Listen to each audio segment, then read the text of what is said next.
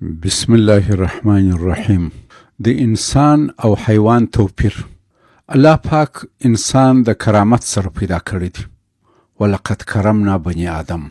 خو انسان د ځناور او حیوان سره ځینې مشترکات هم لري. نو ځکه علمي تجربې اول پر حیواناتو کیږي چې بیا د هغو نتیجې انسانانو ته انتقال سي. انسان او حیوان دواړه خوراک، څښاک، شهوت او درد لري.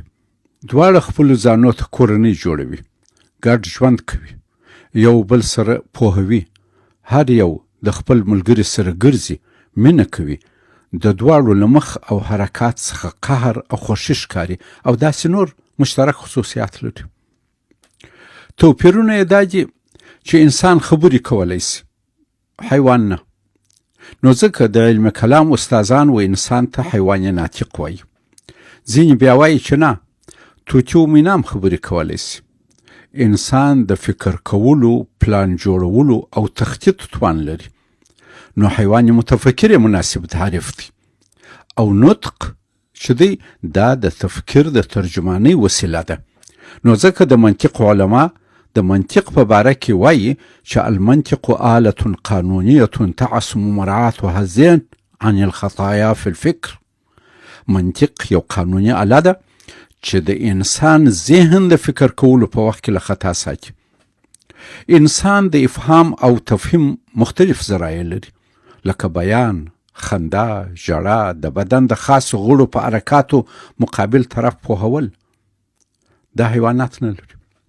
انسان لوستل او لیکل کولی سي چې حیوان یې نسي کولی. دغه سبب دی چې اسلام پر علم، لیک لوست او د پوهې پر حصول سخت ډیر تاکید کړی دی. حیوان یوازې واښه او یا غوښه خوري. دغه سبب دی چې هغه حیوانات چې واښه خوري غاښونه یې پلن دي او زامې لري، خو هغوی چې غوښه خوري بیا داړې و نیښونه لري. انسان واښه او غوښه دواړه خوري، نو ځکه د دواړو د خوړلو غاښونه لري.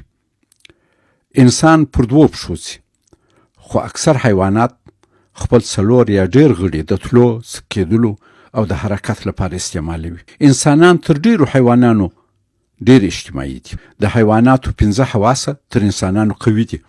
د حیوان د بوی او لیدو قوت د انسان تر هغې 2 واره ډیر دی، خو د انسان حافظه بیا د حیوان په نسبت ډیره قوي ده. ډیر حیوانات مختلف رنګونه نسي تشخیص کولی، خو انسان یې کولی سي.